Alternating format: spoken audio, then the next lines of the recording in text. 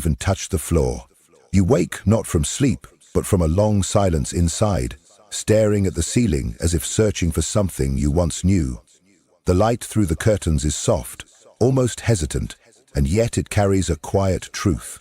Something within you has been waiting, not loudly, not with demands, but with the steady presence of a soul that never left, only waited for your return. You go about the day like you always have, coffee, routine, the same familiar faces, but something feels thinner, more transparent. It's as if the world around you continues on, yet a part of you remains suspended just beneath the surface. This isn't new. It's the ache you've carried for years without naming, the smile you wore through heartbreak, the strength you offered others when no one noticed yours was fraying. You've lived a life of endurance, of pushing forward, of being the one who holds it all together. But quietly, beneath it all, something sacred has been gathering in the dark. A quiet power, one that doesn't shout, but waits to be felt. Carl Jung spoke of the hidden forces within us, the forgotten corners of the psyche where our truest essence lives, untouched by the noise of the world. And it is here, in this unseen place, that self-love begins. Not as an escape from pain, but as a companion to it. We're taught to believe healing comes after the pain is over, after the breakdown, after the loss has been cleaned up. But the truth is softer, more intimate. Healing begins the moment we stop running from what hurts. When we turn toward the ache and say, I'm here. Not to fix, not to forget, but to witness, to honor the soul that survived. Maybe you're someone who's walked through decades of loss, who knows the quiet of an empty home or the silence after goodbye. Maybe you've done everything you were supposed to do and still feel as if a part of you never got to breathe. Maybe you've been strong for so long, the idea of letting go feels like failure. But what if it isn't? What if letting go isn't giving up, but coming home? This journey's not about becoming someone new. It's about remembering who you were before the world told you to hide. Beneath the armor is not weakness, but life. And as you begin to lay down what no longer belongs to you, you might feel something stir, something ancient and familiar. That is the beginning of self-love, not in the absence of pain, but in your willingness to meet it with presence. Because the moment you release even a sliver of what has burdened you, your soul begins to rise, not as a performance, but as truth. And in that quiet rise, you may hear something unexpected, like a voice that has always been yours. I never left. I've been waiting for you to return. There comes a moment, often quiet and unannounced, when the soul can no longer outrun itself. A moment when the echo of suppressed sorrow grows louder than the distractions we've used to silence it. We are not always aware of this moment as it arrives. It can look like restlessness on an ordinary afternoon, or tears that arrive uninvited in the middle of folding laundry. It can feel like fatigue that sleep does not erase, or a vague emptiness in the chest when everything around us seems fine. This is the inner call, the soul's whisper, that asks not for more effort, but for honesty. It is the call to stop turning away from our pain and finally turn toward it. Not to indulge it, not to explain it away, but to simply let it breathe. Many of us have been taught that strength means silence, that self-control is a virtue, and that to feel deeply is a kind of failure. So we lock away our sorrow, like fragile boxes in the attic of our being, stacked beneath old memories and the roles we've learned to perform. We grow older, carrying these invisible burdens, telling ourselves, I'm fine, even when the truth beneath our smile aches for someone, anyone, to notice. But self-love, in its most authentic form, begins not in the absence of pain, but in our willingness to sit beside it, to listen, to stop demanding it go away, and instead to ask, what have you been trying to tell me all these years?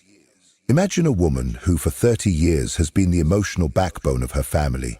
She shows up to every need, holds space for every crisis, and smooths over every rough edge for the sake of peace. She never asks for much, never complains. But one day, she feels an unfamiliar tightness in her chest, a heaviness she can't explain.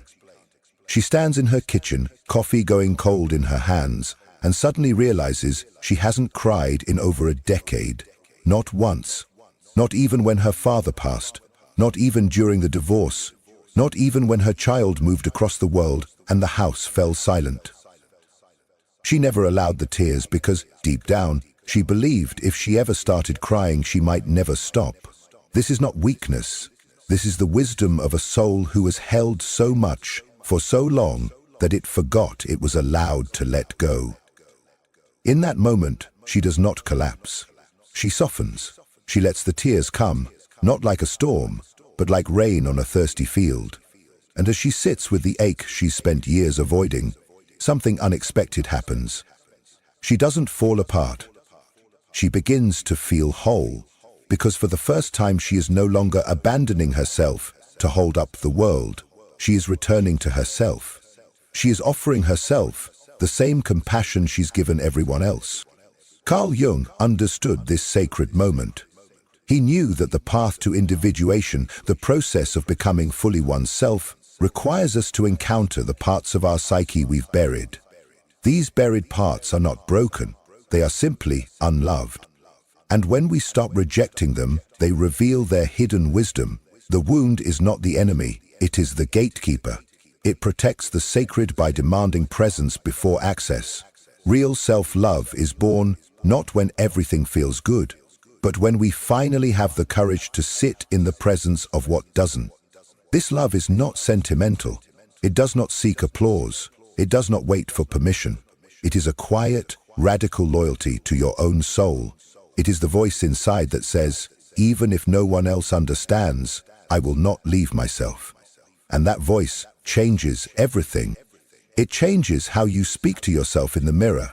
It changes how you respond when you're tired or overwhelmed or grieving. It changes the way you hold space for your own heart. You begin to realize that your pain never asked you to fix it. It only asked to be met with truth. And when you love yourself this way, with presence instead of pressure, with compassion instead of critique, you will begin to see the world shift around you. Not because the world has changed, but because you have. Because the lens through which you see is no longer clouded by shame or suppression. You move through life differently. You become less reactive, more grounded. You begin to attract people who resonate with your truth, not your performance. Relationships deepen, boundaries form gently but firmly, and life, which once felt like something you had to endure, begins to feel like something you get to live. This is the quiet miracle of turning inward. It doesn't demand perfection, it simply asks for presence. And from that presence, love rises. Not the kind that needs to be earned or proven, but the kind that simply is. A love that says, I see you, I honor you, you are already enough. And when that kind of love begins to take root in your heart, you'll be amazed to see how the world around you starts to mirror that same tenderness back to you. When the heart begins to heal, something subtle yet profound occurs.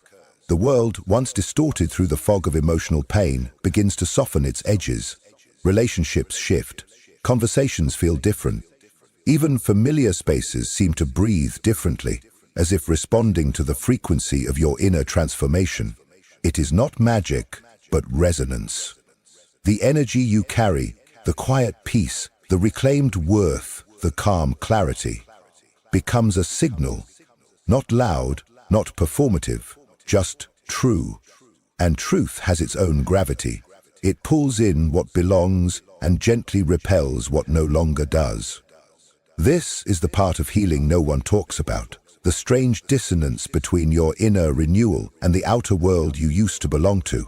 As you evolve, you begin to see which connections were built on need rather than love, which friendships required your silence to stay afloat, and which roles you maintained just to feel safe.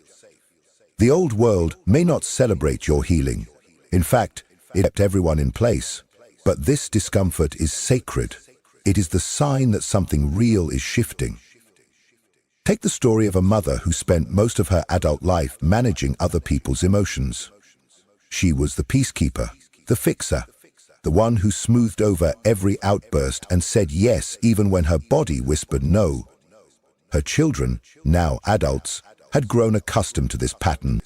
They didn't see her exhaustion, only her reliability. But something changed when she began to heal. She started to say, "Not today," without apology. She stopped answering late-night calls when they were laced with demands but no respect. She no longer carried guilt for needing space. At first, her children pushed back. They accused her of changing. But in truth, she was returning to herself. And as her boundaries held firm, something remarkable unfolded. The tone of their voices shifted. The urgency faded. Respect began to emerge where entitlement once stood. Her healing had created a new rhythm, one where she no longer had to overextend herself to be loved. Carl Jung understood that our inner life is not separate from our outer reality. He believed that the unconscious mind shapes our experiences, not just from within, but by projecting outward what we carry unresolved. When you carry self-rejection, you often find yourself in relationships that echo that same theme. When you walk with shame, the world has a way of mirroring it back. But as you meet those inner shadows with love, something alchemical begins. The projections dissolve, the patterns unravel, and slowly, life responds to the new template of your soul. This isn't about controlling the outside world. It's about no longer needing it to affirm what you now know within.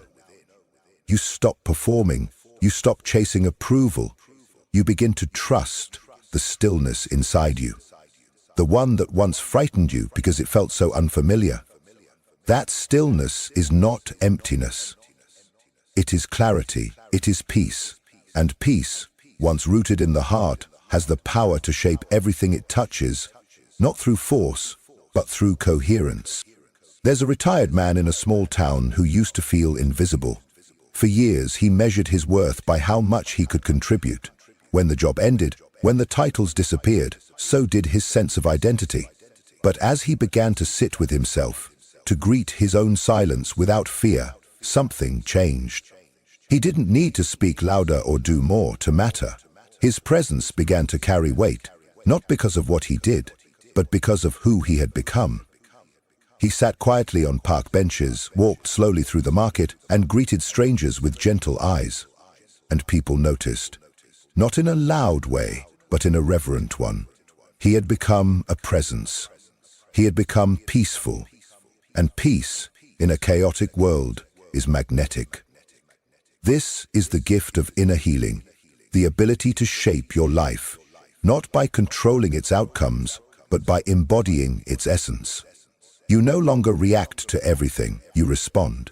You no longer absorb others' chaos, you hold your center. You no longer seek love in places that cost you your dignity. You become love, and in doing so, you invite others to meet you there. But this new clarity brings its own challenge. The world you once navigated with self-sacrifice now stands before you, asking a deeper question. Will you live according to the self that has awakened within?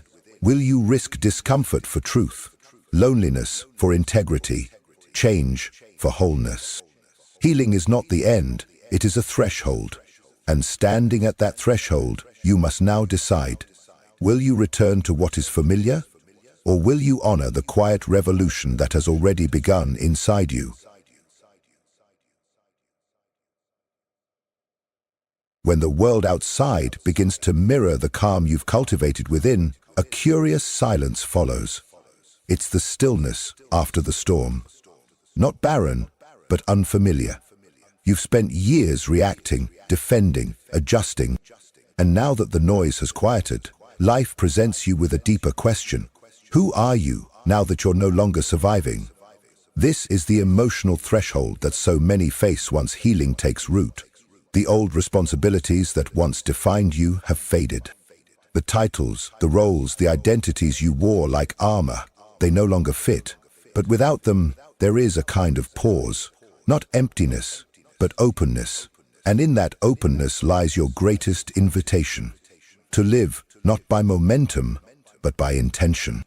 Carl Jung often spoke of individuation, not as a process of becoming someone new, but of becoming wholly and consciously yourself. And this next stage, this new way of living, is where individuation breathes. It is the art of listening inwardly, of shedding inherited obligations and choosing a path that resonates with the soul, not the script. But here's the challenge. Even freedom can feel disorienting when you've been tethered to duty for decades. It's like being released from a cage, only to realize you no longer remember how to stretch your wings. The habits of self-denial don't vanish overnight. The compulsion to serve, to prove, to please, it still lingers like a phantom echo. There's a woman in her 60s who spent her entire life devoted to her family. She raised children, supported a husband's career, and cared for aging parents, all with quiet dedication. Now the house is still. The calendar is empty. No one needs her in the same way. Friends tell her she should travel, pick up hobbies, and enjoy herself. But joy feels foreign. She walks through her days in slow circles, not from lack of time, but from too much of it. One morning, she finds herself sitting at the kitchen table, staring at the steam rising from a cup of tea. In that quiet moment, something stirs. Not a plan, but a longing, a whisper that says, "What if there's more?" Not out there, but in here. It's not a dramatic awakening. It's the beginning of a different rhythm, one that asks nothing of her but presence. This is the subtle transformation that follows inner healing. You are not simply released from old pain. You are invited into new responsibility. Not the kind that demands, but the kind that empowers. It is the responsibility of authenticity, of choosing what nourishes you, even when no one is watching. It is important to listen to your body when it says rest, your heart when it says no, and your spirit when it says yes. For the first time, you begin to ask, what do I want? Not for them, not for survival, but for the quiet joy of being alive. This shift is not about escaping reality. It's about re-entering it with clarity. You still pay bills, make meals, and show up for others, but you do so without abandoning yourself. You no longer betray your truth to avoid discomfort. You no longer sacrifice your joy to meet expectations you never chose. This is not rebellion, it is return. You return to your natural pace, your authentic desires, your sacred enoughness. Jung taught that the second half of life is when the real journey begins, not the quest to achieve, but the pilgrimage inward. And this is where many find themselves, not lost, but standing at a new beginning, disguised as stillness. The world may not cheer for this kind of transformation. It is quiet, unseen, but it is real, and it is yours. In this fertile space, something powerful begins to rise. Not forceful, not loud, but rooted. A new kind of strength. Not the strength to cap that aligns with your soul's rhythm, not society's noise. And it is from this deepening presence that the next truth begins to emerge. The more rooted you become in yourself, the less approval you need. And the less you need, the more powerful your life becomes. Not in status, but in sincerity. Not in noise, but in peace. Not in perfection, but in presence. True strength doesn't thunder when it enters. It doesn't raise its voice or demand to be seen. It arrives like the stillness after a long, unsettling storm. Quiet, unwavering, undeniable. It's the kind of strength that rises not from proving your worth, but from remembering it. After you've softened the edges of duty, untangled the knots of inherited identity, and begun living by your own rhythm, a new challenge emerges. You are asked to stand inside your truth without apology, not to explain it, not to justify it, simply to inhabit it. And for many, especially those who have spent decades bending for others, this becomes the most radical act of all. Because for so long, power was confused with performance. You were praised when you endured. I admired you when you gave more than you had, respected for your ability to stay quiet, carry the weight, or keep peace at the cost of your own inner war. But now, in this quieter season of self-return, you begin to question, what if power isn't about how much I can carry, but how little I'm willing to carry that doesn't belong to me? This is the shift from external validation to internal knowing. It is the moment you stop seeking permission to exist as you are. The moment you recognize that softness is not weakness and that boundaries are not selfish, but sacred.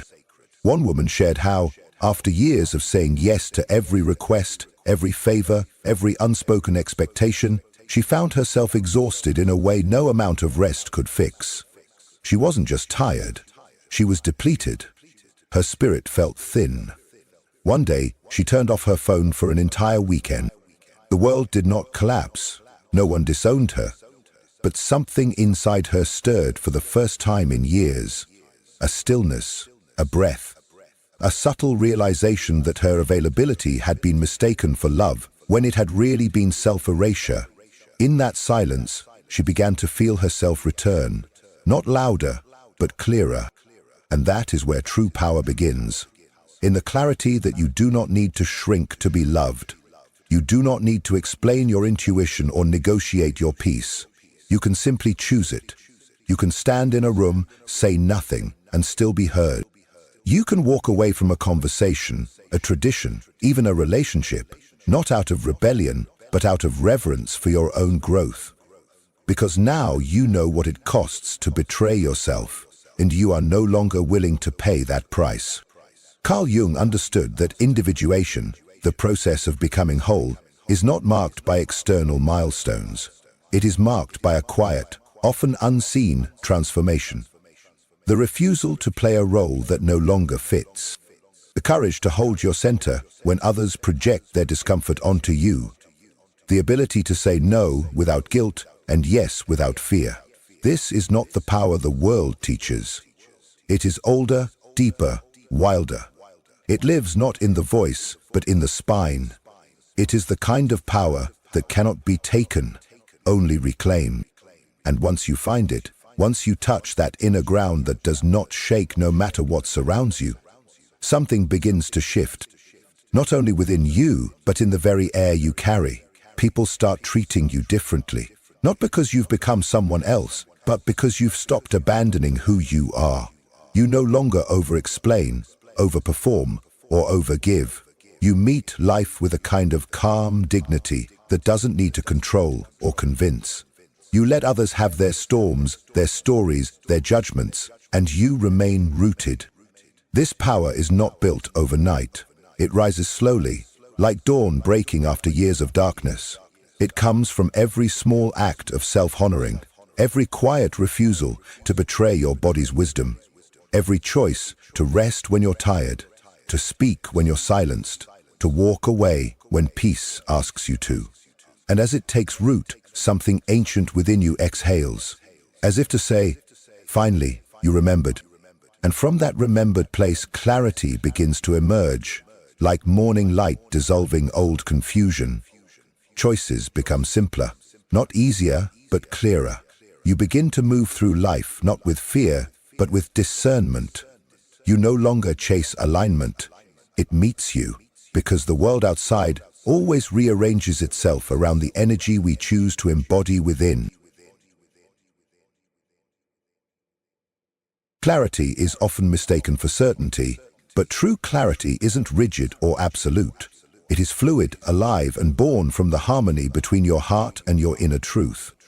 It arises not when you have everything figured out, but when your soul stops living in contradiction. This kind of clarity doesn't arrive with fanfare. It comes in quietly, like sunlight slipping through sheer curtains after a long stretch of fog. You don't realize it at first. You just stop second-guessing yourself. You no longer feel the need to prove, to rush, or to grasp. Instead, you begin to move with an inner rhythm that feels simple but deeply wise. You start choosing differently, not because someone told you to, but because what once felt urgent now feels irrelevant. The noise quiets. The path, once tangled and tense, slowly uncoils. But this clarity only emerges after you've faced your shadows, untied the knots of inherited pressure, and stopped outsourcing your worth. You no longer ask, what should I do to be accepted? Instead, you ask, what feels true to the life I want to live? It is a question that doesn't beg for permission or applause. It invites silence. It invites presence. This is where the psychological shift becomes spiritual. You don't just know your values, you begin to live them. You stop chasing alignment and realize that you are the source of it. As Carl Jung would say, the outer world no longer dominates your fate because your inner world has become sovereign. Take, for example, a woman in her late 50s who spent 3 decades in a fast-paced career, chasing metrics and milestones that once felt like proof of success. She was praised for her resilience, admired for her multitasking, and envied for her ability to juggle it all. But beneath the accolades was a quiet ache she ignored for years. She used to sit in boardrooms dreaming of solitude, of mornings with tea and no emails, of long walks without urgency. For a long time, she dismissed it as fantasy. But eventually, something within her broke open, not in crisis, but in quiet realization. One morning, she looked out her window and felt a stillness she hadn't allowed herself to feel in years. In that stillness, the truth emerged. She didn't want more achievements. She wanted less noise. She wanted peace. So she chose early retirement, not as an escape, but as a return. She moved to a smaller home, started planting herbs, and learned to paint again, something she hadn't done since college. She stopped managing people and started managing her joy. Friends were confused. Some thought she'd lost her edge, but she hadn't lost anything. She had found something. She had found herself. And what's most remarkable is not the shift in her lifestyle, but the energy she now carries, calm, clear, magnetic. People feel it. Conversations with her are no longer hurried or filled with hidden tension. They are slow, real, and healing. She doesn't try to fix people. She doesn't offer advice unless asked. Her presence is her offering. This is the quiet miracle of clarity. It's not loud. It's not dramatic. It's not always convenient. But it is always liberating. It allows you to stop performing and start participating in your own life. It gives your intuition the space to speak clearly. It lets you choose with purpose instead of reacting from fear. And slowly, life around you begins to mirror that internal coherence. You attract people who speak the language of peace. You create from a place of wholeness, not lack. Even mundane choices, what to eat, whom to call, how to spend a Sunday, begin to feel sacred, not because they're perfect, but because they are true. Carl Jung wrote that until you make the unconscious conscious, it will direct your life, and you will call it fate.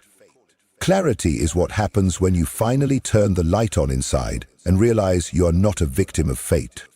You are a participant in the unfolding. And when you live with that kind of alignment, something unexpected happens. Your presence becomes medicine, not just for you, but for those around you. People feel calmer in your company. They feel seen, not judged. They soften, not because you ask them to, but because they sense they can be really near you. You carry no agenda. You bring no pressure. You are simply present. And that, in itself, is a rare and healing gift. And it is in that rare simplicity that a deeper invitation begins to whisper, a realization that your healing was never just about you, that your clarity, your peace, begin to notice. Your life has become a quiet lighthouse, guiding others toward themselves. True healing is never a solitary act, even when it begins in silence. What begins as an inward journey, shaped by personal courage and intimate self-reckoning, gradually becomes something far greater than the self. When a soul begins to mend, when a person begins to walk in alignment with their truth, they unknowingly become a mirror for others. Not because they speak more, but because they radiate something felt, something remembered by those who forgot what peace feels like. This is the gentle paradox of healing. You do it for yourself, but it never ends with you. The light you kindle within quietly touches those who come near, not through advice or instruction, but through presence alone. It's easy to underestimate this impact, especially if you've lived a life where your worth was measured by how much you gave, fixed, or sacrificed for others. Many who begin this path wrestle with guilt, wondering if choosing themselves will mean abandoning others. But the opposite becomes true. As you step into your own healing, you stop enabling chaos and start embodying calm. You stop rescuing others from their discomfort and start trusting their strength to meet it. Your peace, no longer performative, becomes magnetic. You don't try to convince anyone to change. You simply become a living reminder that change is possible. Imagine a grandmother in her late 60s. She's lived a life of caretaking, raised children, and perhaps held a marriage together longer than she should have. She's known loneliness in a room full of people, has smiled through moments she wanted to cry, has bitten her tongue for decades to keep the peace. But in recent years, she's done something radical. She's begun to choose herself. She's started therapy. She's learned to say no. She's reclaimed long-forgotten dreams. Her children, now grown, notice that she no longer jumps at every request. At first, they're confused, but then they begin to soften around her, not out of expectation, but respect. Her grandchildren don't have the words for it yet, but they feel it in her hugs, in the way she listens, in the calm steadiness of her energy. She no longer tries to hold the family together by force. She holds herself, and in doing so, becomes the anchor others lean toward. Or picture a man who once carried anger like armor. His reactions used to fill every space he entered. Silence made him anxious, so he filled it with noise, sarcasm, impatience, constant motion. But something shifted in him. Maybe it was the loss of someone he loved, or the quiet ache of realizing he didn't recognize himself anymore. Slowly, painfully, he began to peel away the layers. He stopped hiding behind his sharpness. He learned to breathe before speaking. He sat in the discomfort he used to outrun. He didn't become a different person. He became more of who he really was. Now, when he walks into a room, there is a calmness that spreads without effort. He doesn't say much, but his stillness speaks volumes.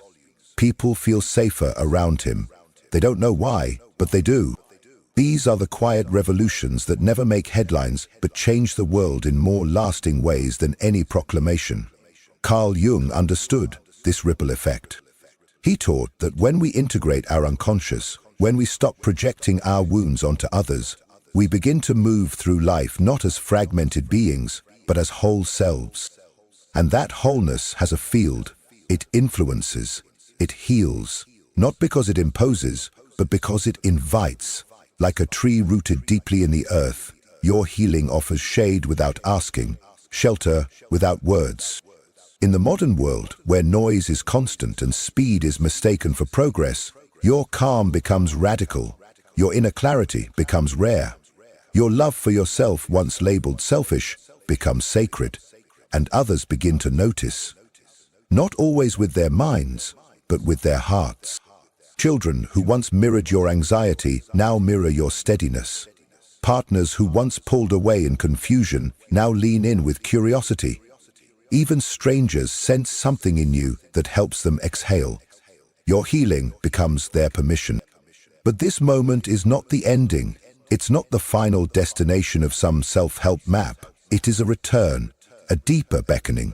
Because once you realize your healing touches others, you are invited again to go further inward, to shed even more of what isn't truly yours, to keep walking with the truth as your compass. You don't go back to who you were before the pain. You become someone entirely new because of it, someone whose presence is not only enough, but quietly transformative. And in that sacred ripple, as your light touches others without effort or intention, something ancient stirs within you again. A whisper, a gentle call, return, go even deeper. Your journey is not over. Not because you are incomplete, but because wholeness is not a fixed state. It is a living, breathing dance. And now, with roots deeper than ever before, you are ready to begin that next step. Not for the world, not even for those you love, but for you who finally remembers you were never too much, and you were never not enough. You were simply waiting to arrive fully into your own life. There comes a moment, quiet, unannounced, when the striving softens and the searching falls away. Not because you've found every answer, but because you've stopped needing them to feel whole. What once felt like fragments now form a constellation, each wound once carried becoming part of a larger, more sacred story. In returning to yourself, not as an idea, but as an embodied truth, something ancient and undisturbed awakens within you. It is not loud. It doesn't demand. It just is, steady, luminous, and unshaken by time. You begin to notice that peace isn't something you arrive at. It is the rhythm that emerges when you're no longer at war with who you are. And in that soft return, life becomes simpler. Not because it is easier, but because it is truer. You no longer move according to duty or old survival scripts. You move because it feels aligned. You speak because it feels real. You rest because you're no longer afraid that rest will make you invisible. The beauty is not in what you do, it's in the way you are now able to be. And what radiates from that being is a quiet kind of power, one that doesn't seek attention but cannot help but be felt. The world, once chaotic and distant, now seems to meet you with softer eyes, because you meet it from a softer soul. There is a woman, perhaps in her 70s, who no longer rushes through her days. She tends to her garden, not for anyone else to admire, but because it reflects the inner landscape she's cultivated. Each bloom, each fallen leaf, becomes a metaphor for her own seasons. There is a man who walks alone by the shore each morning, no longer trying to outrun grief or grasp at meaning, but simply walking because his soul asks him to. There is a teacher who no longer lectures, but sings with children in her kitchen, rediscovering wonder not in instruction, but in presence. These are not grand transformations, they are sacred ones, the kind that happen when a person chooses to come home to themselves and stay. You don't arrive at this place all at once. It happens slowly, like dawn slipping across the sky. And yet one day, without fanfare, you realize you are no longer performing. You are simply living. You are no longer searching for belonging. You are the belonging.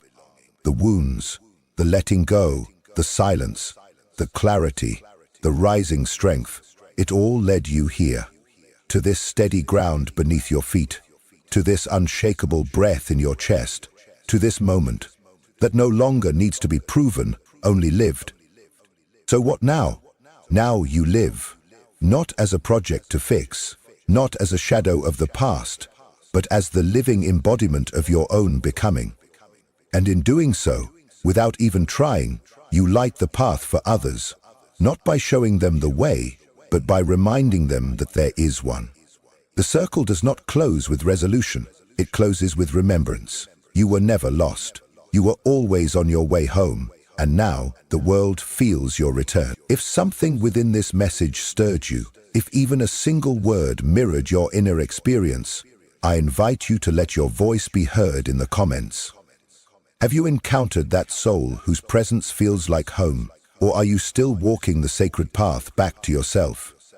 Your story, however unfinished, may become the lantern in someone else's darkness, the very sign they didn't know they were searching for. And if someone close to you is silently struggling with the illusion that love must hurt, that self-abandonment is the price of connection, or that they are unworthy of peace, share this video with them. Help me reach the ones who need to remember. Real love does not demand that we shrink. True connection does not ask for sacrifice of the soul. And the most vital union we will ever form is the one with our own inner truth. Before you go, I invite you to subscribe and activate the notification bell. Here, in this space, we journey beneath the surface of things, exploring the hidden architecture of the psyche, the whispers of the unconscious, and how every relationship is but a mirror reflecting our personal evolution. If there's a theme, a question, or a wound you would like us to explore in future videos, leave it below. This space breathes because of you. Your voice is not only welcome here, it is essential. Thank you for showing up, not just to this video, but to your inner work, to the sacred labor of remembering who you truly are. And always remember this, When the right person appears, your soul will know, not through fear, but through peace. But until that moment, let your most intimate relationship be the one you cultivate within. That is the foundation, that is the home. And from that wholeness, all things real are born. Until next time, I'll see you on the path.